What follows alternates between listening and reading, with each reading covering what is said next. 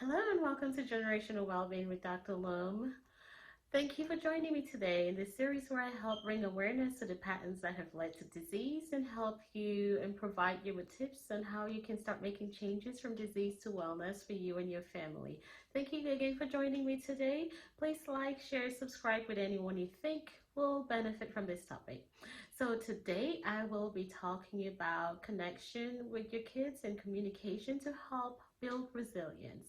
So I was reading this book to my daughter, Are You My Mother? A book written by P.D. Eastman, I think. So in this book, there was a little bird, a mother bird, who was about to hatch its egg. And once the egg started shaking, the mom realized, oh, my baby's about to come. Oh, my baby will need food. So the mother bird rushes out, going about looking for food for the baby. While mom is out, baby comes and starts looking for the mother. So looks up, looks down, mother is nowhere to be found. So the little bird walks out there, starts asking everybody, are you my mother? Because he has never met his mother. Are you my mother? And after going through the tree, crane, and so many other things, asking, are you my mother? Finally comes back to the mother who had come back to the nest and the baby was not there. It got me to thinking, are we busy trying to provide for our kids and we're not actually seeing them? Are you really connecting with your kids? Do your kids see you? Are you talking to your kids? Are you listening to them? A recent survey of middle school and high school kids in the public school, they asked the question, what can we do or what could your providers do to help you? The top two answers were, I would like to be seen and I wish they would listen. So a lot of kids really would like to communicate, but there's this feeling that we're not listening. Us as parents, we're not listening, or us as providers are not listening to them, and they really want to create that connection. In today's time, it is really difficult to connect because there's so many distractions. We have to go to work, we're coming back again, we're busy providing, but we're not really seeing them. So how can we provide for, how can we listen to our kids? What are the ways we can use to actually connect with our kids, and why is it important? Connecting with our kids helps to build resilience. It helps them to feel that sense of comfort, and it helps to provide that source, that resource, that the most valuable resource they need, and that they need to be able to face challenges, because they will face challenges. There's no way us as parents, we cannot protect them from all the hardships or whatever comes their way. But what we can do is give them the tools they need by connecting, by listening, by showing them. For some reason, we think that they're going to figure it out eventually, but we're not really giving them the tools to help them make the right choices that they need to survive when they go out there. So what can we do now as a parent? We can listen to them. Open-ended questions. We have to show that we're interested in them. So instead of asking them at the end of the day or when you see them, how was your day? Good. Those are simple one-ended questions, closed-ended questions that do not trigger them to actually open up and talk to you. We can start by asking open-ended questions. Tell me about the favorite part of your day. Something like that. That will trigger them to actually think about it and maybe open up and start talking to you. And as you start communicating with your kids, you will learn and you will know more. And once they open up to you, pay attention.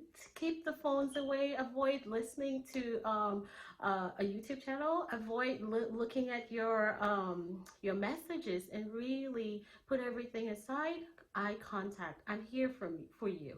I'm listening to you. I hear you. And practice reflective listening too. Sometimes you have to really go back and repeat what they're saying so we're on the same page. So what I'm hearing you say is this.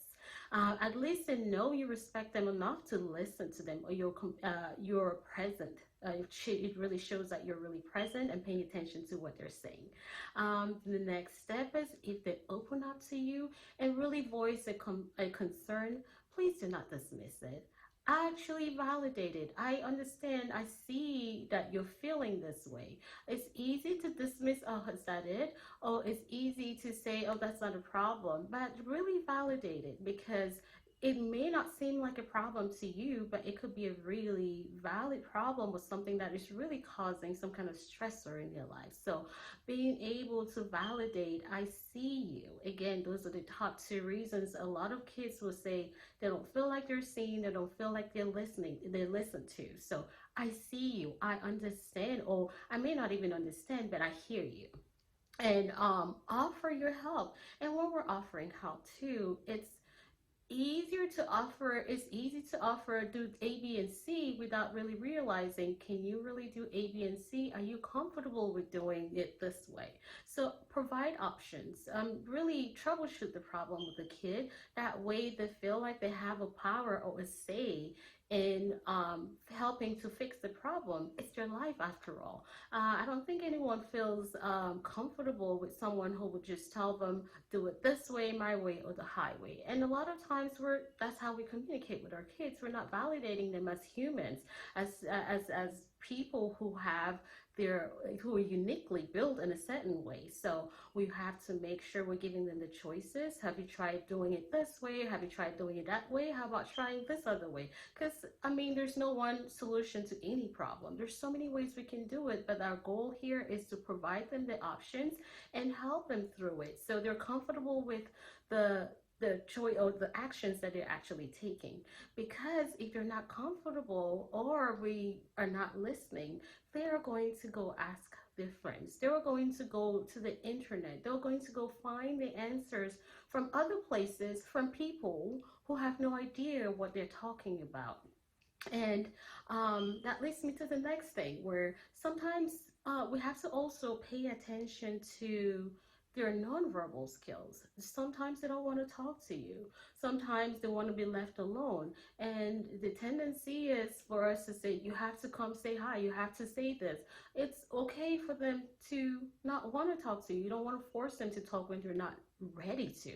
But it's important to keep an open door policy. I am here for you when you're ready to talk. And when you open up and start talking, I will not judge. Try not to judge them. Once they feel judged, they will roll their eyes. Every other time you try to talk to them, they're going to go back to that position of, they're not listening. You just want me to talk and you're going to say whatever you want to say at the end of the day. So when they're open up, try not to judge. Allow them to come to you. Keep an open door policy. Let them know you're on their side. Let them know you're the biggest cheerleader and you're here to support them. Because if they're safe at home, the home provides an environment where they can thrive. And if they can thrive at home and you as a parent is there to guide them through different challenges, when they go out there, they have the tools they need.